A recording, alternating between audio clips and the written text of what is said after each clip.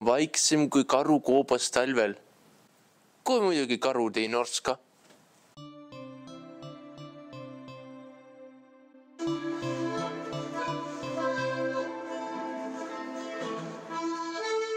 Hästi, läki siis rahvas. Vaadakem seda. Siin on õpetajate tuba, kuhu tavaliselt õpilane ei tohiks sisse astuda. Kopp, kopp, kopp. Ma olen muust kunstnik. Öeldi, et teda ei ole, aga tuleb välja, et on.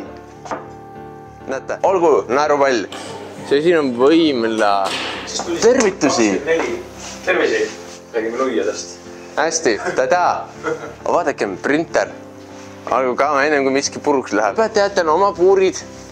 Kord tegin natukene seinu katki. Seal pidi need kinni lappima. Väga hea kogemus oli. Astub edasi. Ja tema oli minu tehnoloogiaõpetaja. Tegin mõned puidust asjad ja mis iganes. Siis suuremad nendest on tehtud vanadest toolidest. Ja keegi ilmselt istus siin. Mingisugune iidvara. Ütle, mis su nimi on? Toomas. Saate kuulsaks? Jaa, füüsikas me räägime hüdroelektrijaamadest. Tšau. Võelesin sokid ära. Muidu basseini ei saa minna. Näib, et isegi need, kes ei saa enam kõndida, saavad minna rahus sisse. Meie raamatukogu hoidja. Pole õrna aimugi, mis see on. Läki siis. Miks varsti vaja 2 koolimaja? Võib-olla lihtsalt on nendega raskem tööd teha. Vaadakem, siin on esimese klassi lapsed. Ma ei tea, mida nad siin teevad. Istuvad. Tore. Omaette olla.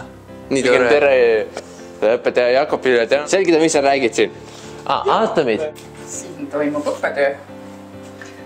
Vastavalt sellele, kuidas keegi jaksab ja jõuab kõigile meie kooli õpilastele.